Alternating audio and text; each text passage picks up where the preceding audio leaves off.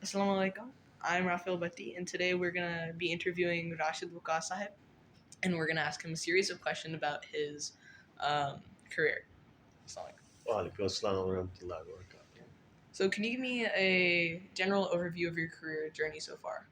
Sure, as you said, my name is Rashid Waqas. I started off in the military out of Andrews Air Force Base, then switched over to civilian aviation as an air traffic controller out of from Allentown Airport, which is in Pennsylvania. It's a small facility, a regional airport that has both facilities up and down. What you saw at Baltimore was the half of what I did there. The second part is the radar, which controls the other side of the air traffic. Then I was in New York, which is one of the most complex airspace in the country. And after a little while, came back to Allentown, and now I'm a permanent employee at Baltimore International Airport as a supervisor. What specifically is your role? So specifically, my role is an air traffic control supervisor. I oversee the whole operation in the tower, which includes several positions, anywhere from the clearance delivery to ground control to a local control, which is the tower that you guys hear.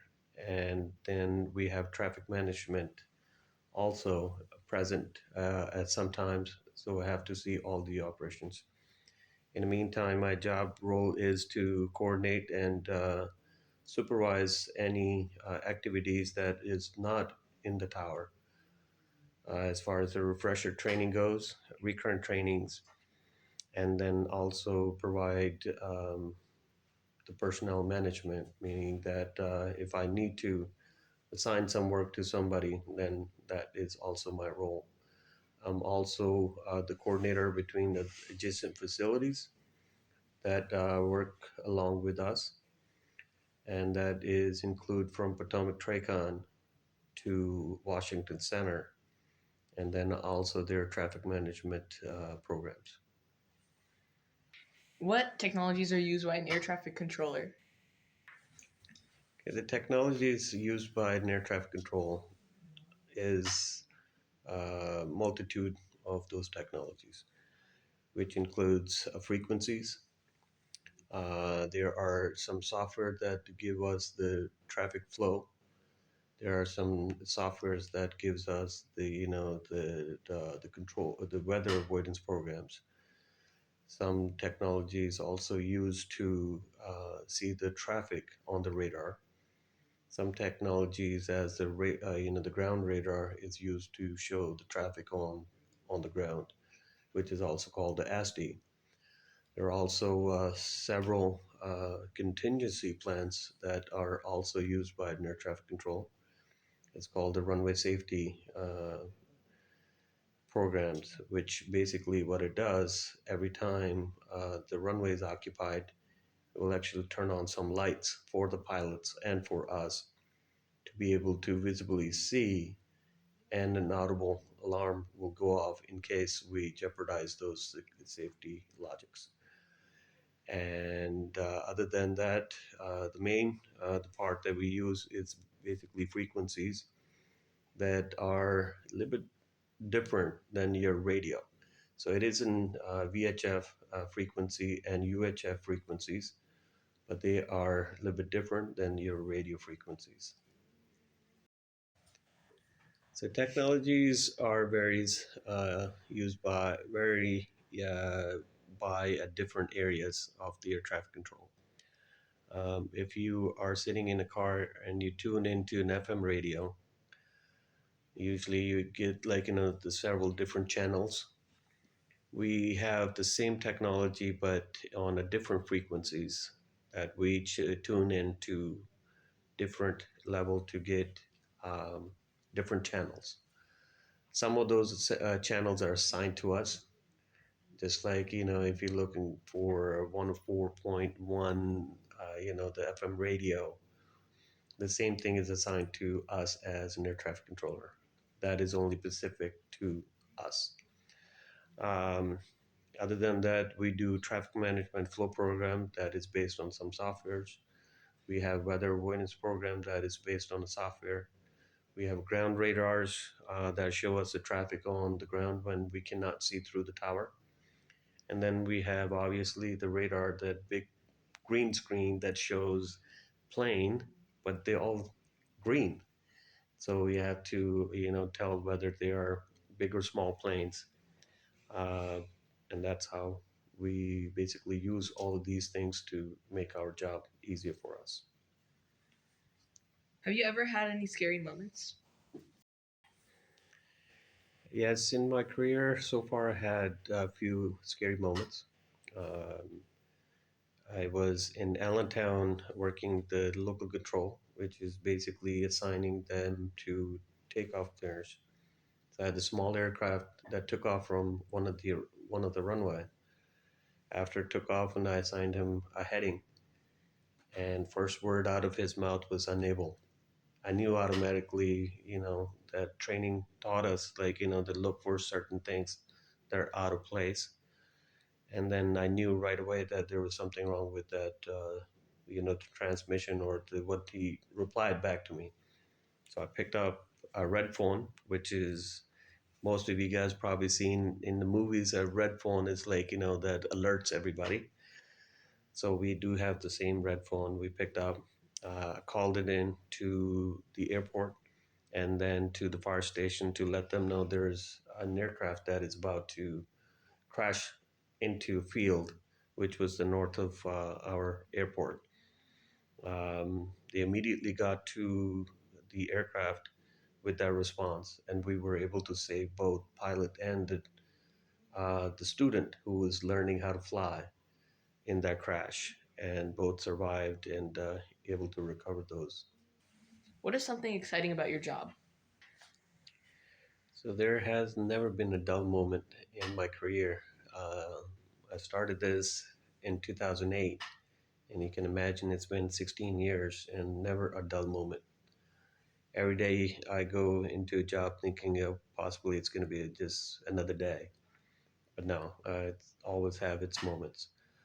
The most exciting is when I feel the satisfaction that I did my job, up to its requirement. Because, this job requires me to be like, 100% at all times because it takes 100% to, to take 200, maybe 300 people on a single plane from their one place to another place to see their families, to see their loved ones, or they just going back home after a long military deployment. So you can see that the job requires all your effort and 100% of your dedication. So there has not been a single day that this job, like, I felt like that, oh, this is just another day. And so it's been very exciting so far.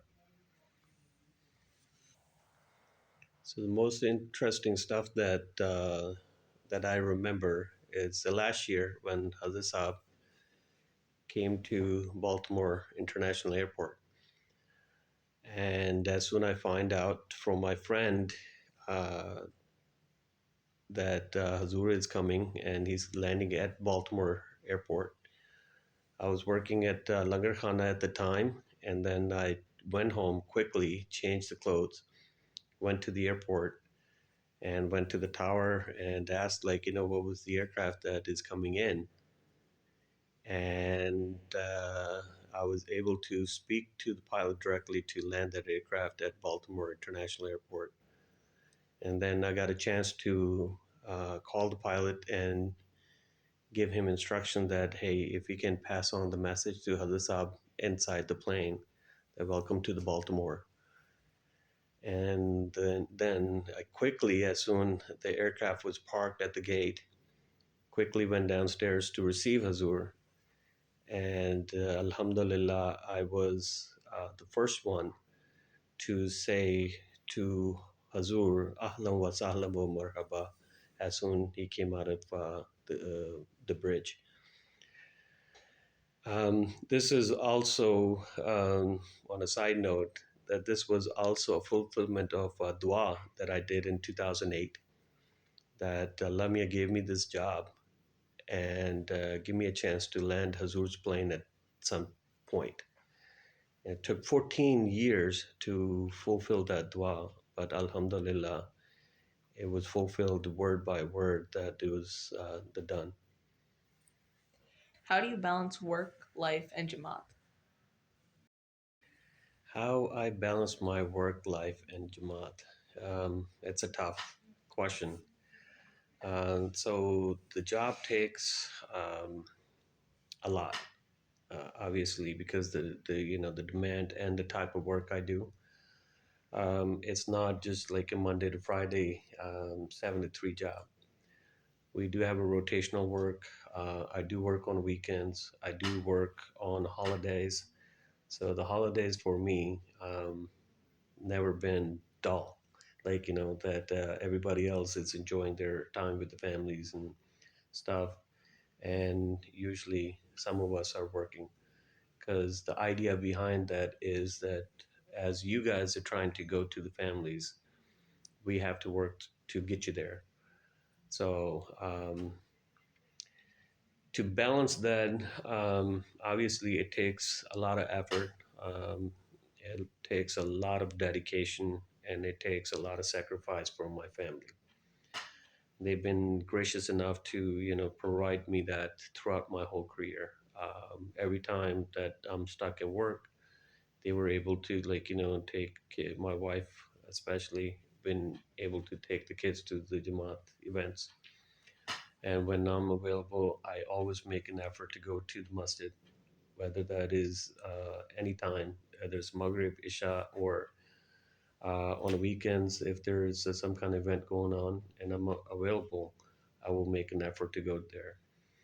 And then the life at home, sometimes it takes a second priority. But every time we get a time together at home, we make an effort to enjoy it, go outside, do something, or go other family members, including grandparents and other, the family members. We just had a wonderful trip to BWI Airport. Could you tell us your favorite moment during that trip? So that trip was wonderful, as you said. I got a chance to take you guys there and show what we do, give you guys a perspective of what near traffic control is. So the most favorite moment was when I actually introduced you guys to what my job is. It takes an effort, to make that happen, especially. So I was very honored to see that many of you guys, to come and see, because never know. Um, One of you guys, be working in my replacement at the BW at some time. So to show you what that the job does to or what it takes to be in air traffic control was the most amazing time. What would you say to the young Atfal who are watching, who hope to be in your field one day?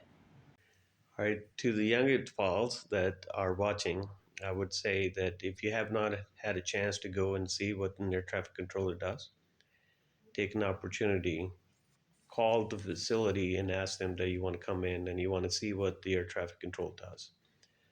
See how a one aircraft that goes from Baltimore to Los Angeles, what it takes to take that aircraft from its origination to its destination. And I'm hoping to see one of you to replace me in that position and be able to do that job. It takes a dedication, it takes training, and it takes multitude of people to take one aircraft from its origination to its destination.